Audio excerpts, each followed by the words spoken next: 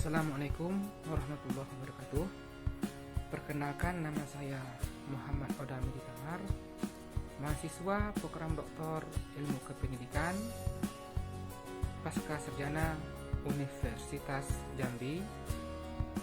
Pada video kali ini saya akan menjelaskan atau memaparkan mengenai aksiologi.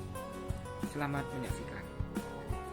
Aksiologi adalah istilah yang berasal dari kata Yunani, yaitu aksio dan logos. Aksio itu adalah nilai dan logos adalah ilmu. Jadi aksiologi dapat dipahami sebagai teori-teori atau ilmu dari nilai-nilai. Menurut Katsoff, aksiologi adalah ilmu pengetahuan yang menyelidiki hakikat nilai yang umumnya ditinjau dari sudut pandang kefilsafatan. Dan menurut Surya Sumantri, aksiologi adalah teori nilai yang berkaitan dengan kegunaan dari pengetahuan yang diperoleh. Jadi dari definisi aksiologi terlihat dengan jelas bahwa permasalahan utama dari aksiologi adalah mengenai nilai. Nilai yang dimaksud di sini adalah sesuatu yang dimiliki manusia untuk melakukan berbagai pertimbangan tentang apa yang dinilai tersebut.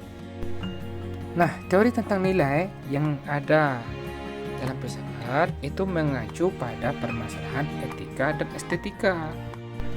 Dasar-dasar aksiologi. Yang pertama ada etika atau moral, yang mana berasal dari bahasa Yunani ethos atau mores, yaitu adat kebiasaan yang berhubungan dengan masalah moral, perilaku, norma, dan adat istiadat yang berlaku dalam suatu masyarakat. Dan dasar aksiologi yang kedua yaitu estetika atau keindahan. Jadi keindahan itu adalah segala sesuatu yang terdapat unsur-unsur yang tertata secara tertib dan harmonis di dalam suatu hubungan. Etika ataupun sebagai cabang filsafat itu membahas tentang bagaimana seharusnya manusia bertingkah laku, apa yang menjadi dasar dan tujuan perilaku dan tanggung jawab yang ada di baliknya. Satu hal yang jelas adalah bahwa menurut para filsuf, etika adalah ilmu atau seni yang menunjukkan bagaimana seharusnya kita hidup. Bahkan bukan sekedar hidup, melainkan juga hidup bahagia, atau dengan kata lain, the art of living. Jadi mengenai etika ini, Aristoteles menyatakan bahwa tujuan tertinggi dalam hidup adalah kebahagiaan. Dalam etika ilmu pengetahuan, gunanya adalah untuk membantu manusia mencapai tujuan. Dan tujuan manusia adalah kebahagiaan. Maka seharusnya ilmu pengetahuan akan membuat manusia mencapai suatu kebahagiaan. Pakar estetika mendefinisikan bahwa segala sesuatu yang enak dipandang yang memberi kesenangan adalah estetika. Estetika ini dibagi menjadi dua bagian, yaitu estetika deskriptif, di mana estetika ini menguraikan dan melukiskan fenomena-fenomena pengalaman tentang keindahan. Dan yang kedua, estetika normatif, yang mempersoalkan dan menyelidiki hakikat, dasar dan ukuran dari pengalaman keindahan. Estetika adalah suatu hal yang relatif bagi semua orang, karena penilaian dan pemikiran dari suatu keindahan tiap masing-masing individu pastilah berbeda. Karena letak keindahan tidak hanya pada contoh seseorang yang beralis tebal, berkulit putih, dan berhidung mancung. Karena pemikiran dan pendapat dari estetika tiap individu merupakan hal yang berbeda. Misalnya, estetika. Jika estetika keindahan bisa berupa indahnya bunyi, indahnya warna, indahnya bentuk, indah dan suasana. Dan contoh dari estetika jelek adalah tidak punya cipta, tidak punya rasa, dan tidak punya perasa.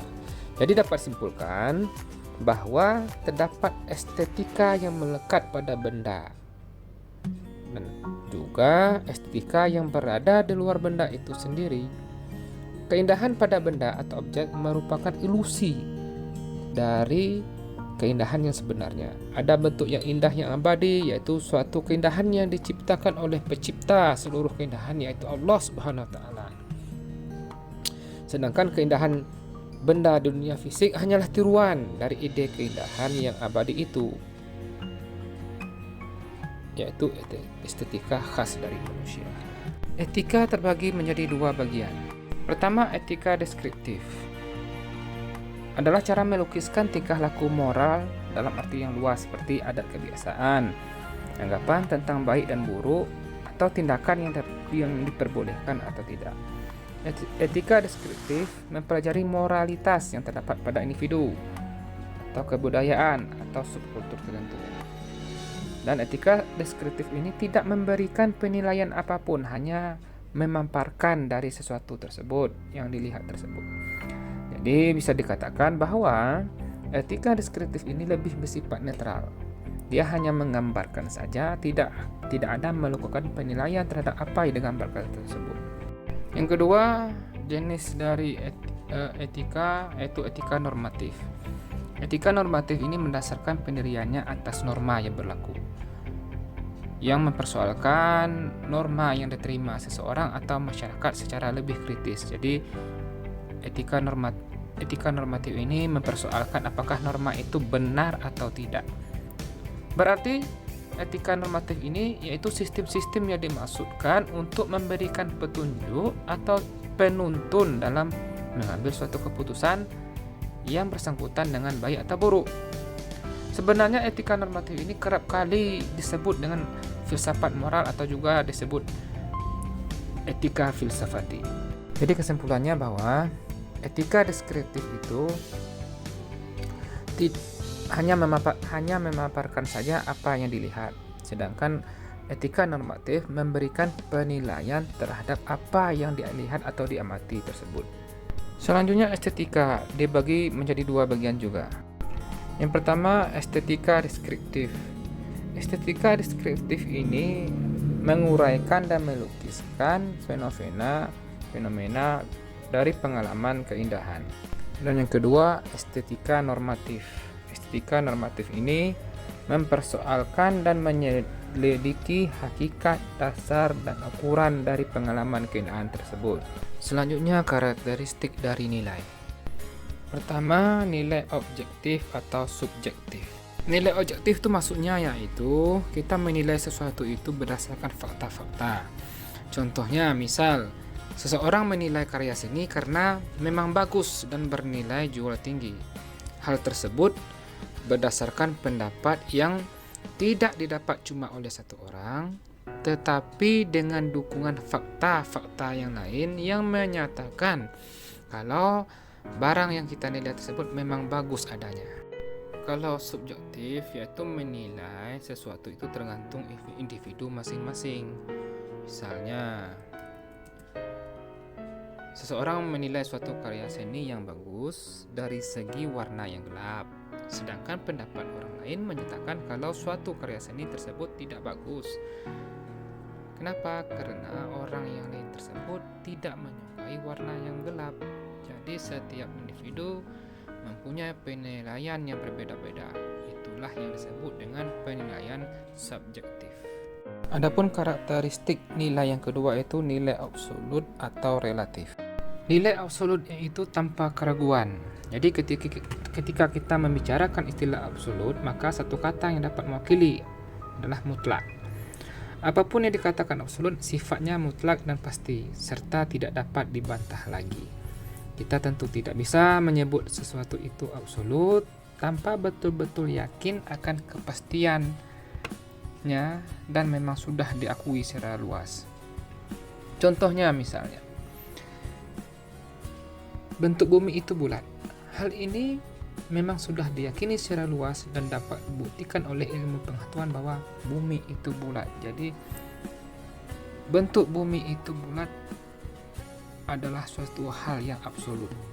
Berikutnya nilai relatif. Nilai relatif ini tergantung perspektif masing-masing orang. Contohnya, kecantikan wanita adalah hal yang relatif karena bisa jadi kecantikan seorang wanita menurut seorang pria adalah benar-benar cantik. Akan tetapi di mata pria lainnya mengatakan belum tentu bahwa wanita itu cantik. Bisa jadi pria lain mengatakan bahwa wanita itu jelek dan sama sekali tidak cantik. Nah, itulah yang disebut dengan nilai yang relatif. Aksiologi ilmu pengetahuan.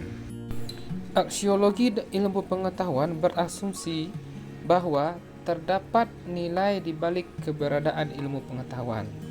Nilai-nilai tersebut dipandang sebagai sesuatu yang ideal.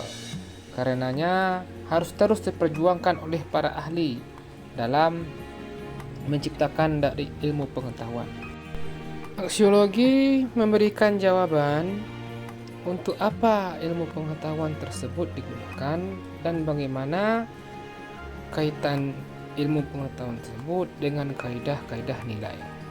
Berikutnya, ilmu pengetahuan yang dihasilkan harus memperhatikan nilai-nilai kemanusiaan, nilai-nilai agama, nilai-nilai adat, dan nilai-nilai yang lainnya. Ini berarti ilmu pengetahuan itu tidak bebas nilai karena harus memperhatikan nilai-nilai yang ada tadi. Oleh karena itu,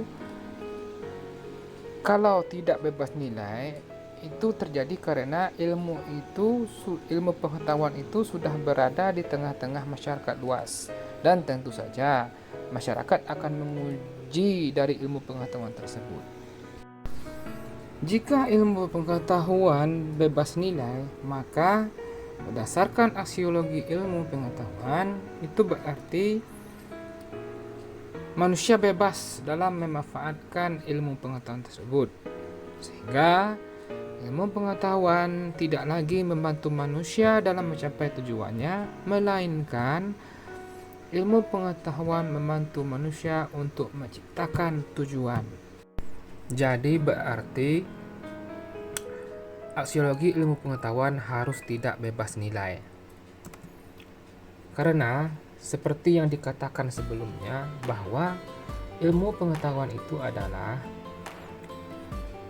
dia ada untuk membantu mencapai tujuan dari manusia di dalam kehidupan, yang tentu saja harus memperhatikan nilai-nilai kemanusiaan, nilai-nilai agama, maupun nilai-nilai lainnya. Sehingga ilmu pengetahuan dalam hal pemanfaatannya tidak disalahgunakan. Contoh-contoh dari aksiologi. Seseorang melihat matahari terbenam di sore hari. Akibat yang dimunculkannya yaitu akan menimbulkan rasa senang kepada orang tersebut karena melihat betapa indahnya matahari terbenam itu. Ini merupakan ada dua nilai, yaitu yang subjektif dan objektif.